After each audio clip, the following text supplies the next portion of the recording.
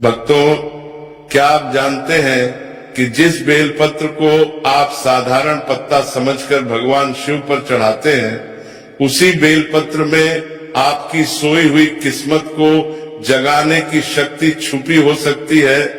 जी हाँ, और सिर्फ बेलपत्र ही नहीं, बेल का फल, बेल की टहनी, यहाँ तक कि बेल के पेड़ की छाया तक को शास्त्रों में अत्यंत रहस्यमयी और दिव्य माना गया है।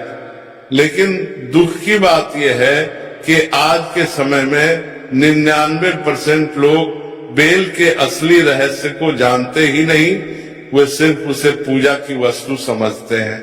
जबकि पुराने समय के ऋषि, सिद्ध पुरुष और तांत्रिक बेल वृक्ष को जीवित शिव ऊर्जा कहा करते थे। ध्यान से सुनिए भक्तों, आज का ये वृतांत कोई साधारण कथा नहीं है, क्योंकि आज मैं आपको बेल पत्र और बेल फल से जुड़ा ऐसा रहस्य बताने जा रहा हूं, जिसे जानने के बाद आप कभी भी इस पवित्र वृक्ष को साधारण नजरों से नहीं देख पाएंगे। शास्त्रों में लिखा है, जहां बेल का वृक्ष होता है वहां नकारात्मक शक्तियां ज्यादा देर टिक नहीं पाती, और जिस घर में बेल पत्र का सम्मान होता है वहां धीरे धीरे दरिद्रता कमजोर होने लगती है। लेकिन सवाल यह है, आखिर बेल पत्र में ऐसा क्या छुपा है? क्यों भगवान शिव को यह पत्ता सबसे प्रिय माना गया? और क्यों कहा जाता है कि अगर किसी व्यक्ति को अचानक बेल का फल या बेल पत्र अपने आप मिल जाए तो समझ लीजिए कि महादेव उसे कोई संकेत दे रहे हैं। भक्तों, आखिर बेल पत्र में ऐसा क्या छुपा है? क्यों भगवान शिव को यह पत्ता सबसे प्रिय माना गया?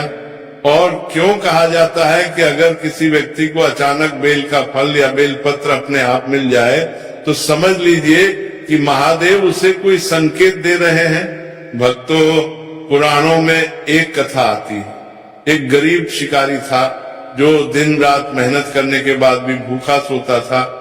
एक रात जंगल में भटकते भटकते वह एक पेड़ के नीचे पहुंच गया। उसे पता नहीं था कि वह बेल का वृक्ष है।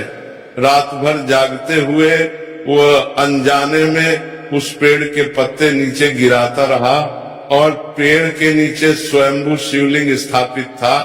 सुबह होते ही उसके जीवन में ऐसा परिवर्तन शुरू हुआ जिसकी उसने कभी कल्पना भी नहीं की थी।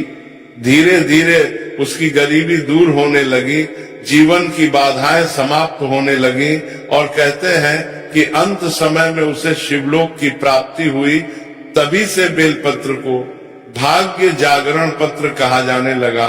लेकिन रुकिए, यहाँ एक ऐसा रहस्य है जिसके बारे में बहुत कम लोग जानते हैं।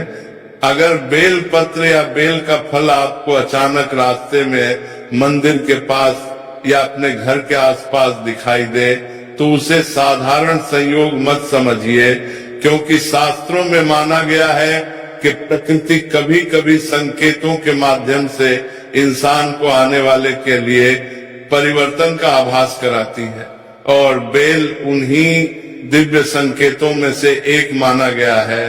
कहा जाता है कि जब किसी व्यक्ति के ऊपर महादेव की कृपा बनने लगती है, जब उसके जीवन की भारी नकारात्मकता टूटने वाली होती है, या जब उसकी रुकी हुई उन्नति वापस चलने वाली होती है, तब उसे बार बार बेलपत्र, शिवलिंग या बेल का फल दिखाई देने लगता है।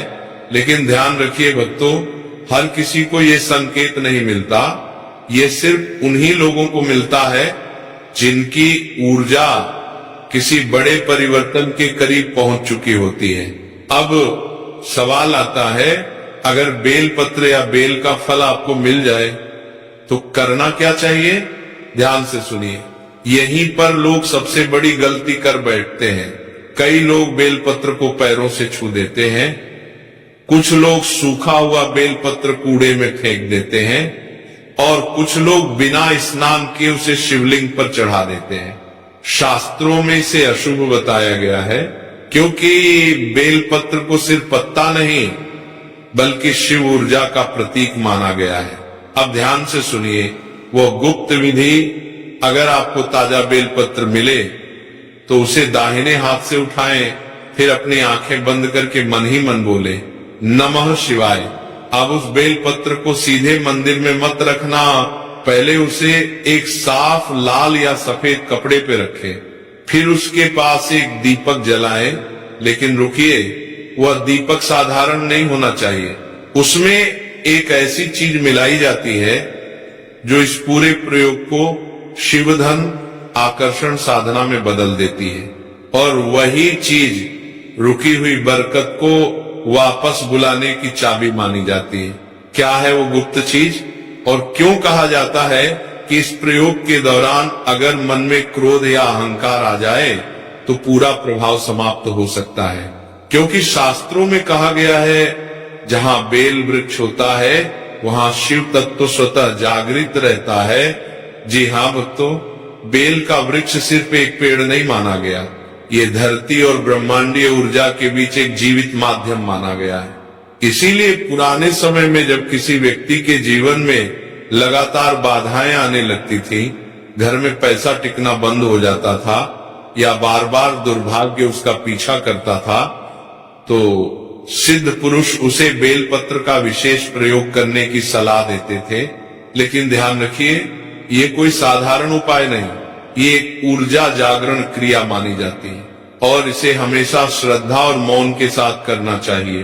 अब ध्यान से सुनिए, वह गुप्त विधि सोमवार की रात या प्रदोष काल के समय स्नान करके साफ वस्त्र पहने, फिर अपने सामने 3 ताजे बेलपत्र रखें। लेकिन यहाँ सबसे महत्वपूर्ण नियम आता है, बेलपत्र कहीं से टूटा हुआ नहीं होना चाहिए, क्योंकि शास्त्रों में पूर्ण बेलपत्र को ही पूर्ण ऊर्जा का प्रतीक माना गया है। अब उन 3 बेलपत्रों को एक लाल कपड़े पर रखें और उनके ऊपर थोड़ा सा चंदन लगाएं, फिर बीच में रखें एक साबुत लौंग। जी हाँ भक्तों, यही वह गुप्त चीज है जिसके बारे में बहुत कम लोग जानते हैं। पुराने तांत्रिक ग्रंथों में लौंग को ऊर्जा स्थिर करने वाली वस्तु कहा गया है, और जब लौंग बेलपत्र के साथ मिलती है तो यह प्रयोग कई गुना शक्तिशाली माना जाता है। अब एक घी का दीपक जलाएं और लगातार 21 बार बोले त्र्यंबकं यजामहे सुगंधिम पुष्टिवर्धनम। कहा जाता है कि ये मंत्र आसपास की भारी और रुकी हुई ऊर्जा को तोड़ने लगता है, धीरे धीरे मन शांत होने लगता है, घर का वातावरण बदलने लगता है और रुके हुए कार्यों में गति आने लगती है। लेकिन रुकिए, यहीं पर लोग सबसे बड़ी गलती कर बैठते हैं और वही गलती उनके पूरे प्रयोग को निष्फल कर देती है। बहुत से लोग ये उपाय करते समय जल्दीबाजी करने लगते हैं, कुछ लोग बीच में उठकर किसी से बात करने लगते हैं और कुछ लोग सिर्फ धन पाने की बेचैनी में अपना